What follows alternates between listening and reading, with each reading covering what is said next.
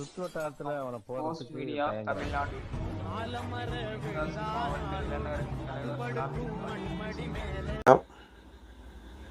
அண்ணன் செந்தில் மலர் அவர்களை கைது செய்யணுன்ற நோக்கத்தில் இங்கே ஆர்ப்பாட்டம் நடத்துகிற மாதிரி எங்களுக்கு யாரும் தெரியலை.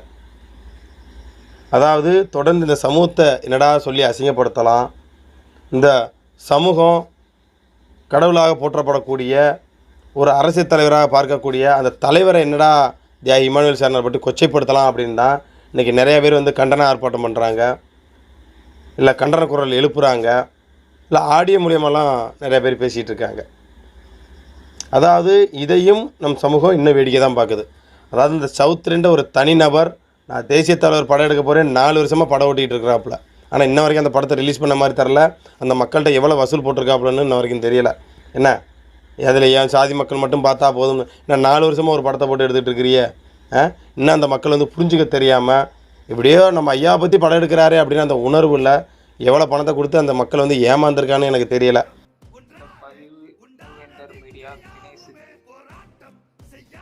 செந்தில வச்சு தான் ஆர்ப்பாட்டம் பண்ணிக்கிட்டு இருக்கு.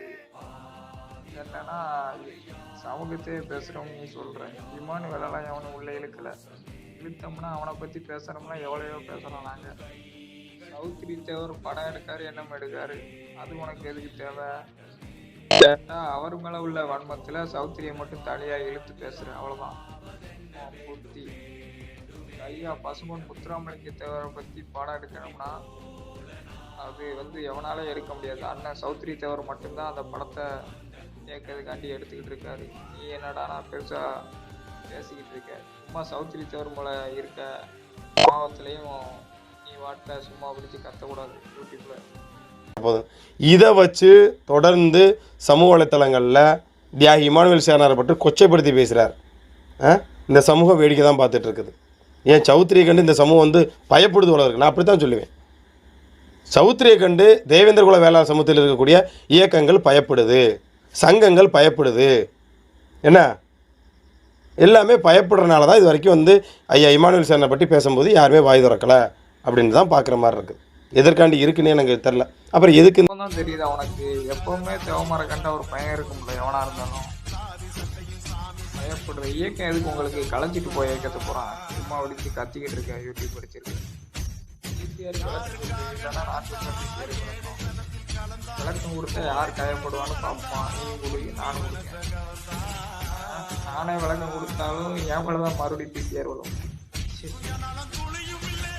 எவன் கொலை மறைச்சு கொடுத்தான், இருக்கு, அது இருக்கு, இது இருக்கு அப்படியே சொல்லி பெரியலாம் யூடியூப்ல பெரியலாம். நீ ஒரு அமைப்பு போடலாம்,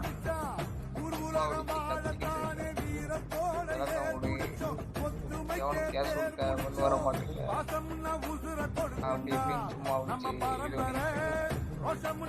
கட்ட மணிக்கு பேசிட்டு இருக்கக்கூடாது யூடியூப்ல. ஃபஸ்ட்டு மல்ல இருந்தேன், அடுத்து தேவேந்திர வேளாளர் இருந்தேன், அடுத்து ஸ்ரீதேவருங்க, நான் அடுத்து கவுண்டரும்ப, அடுத்து வன்னியரும்ப, அடுத்து ஐயருன்னு சொல்லுவேன். இதாண்டா உனக்கு பொழப்பு. எதை எடுத்தாலும் அடுத்தவன் வரலாறு திருடி அடுத்தவன் இன்னும் பேசக்கூடாது. பேசணும்னா அடுத்து இதாகிப்போம், பார்த்துப்போம். தேதி அறிவிச்சுட்டு நீ மீட்டிங் போடு, அப்போ தெரியும் யார் பாண்டியம்னு.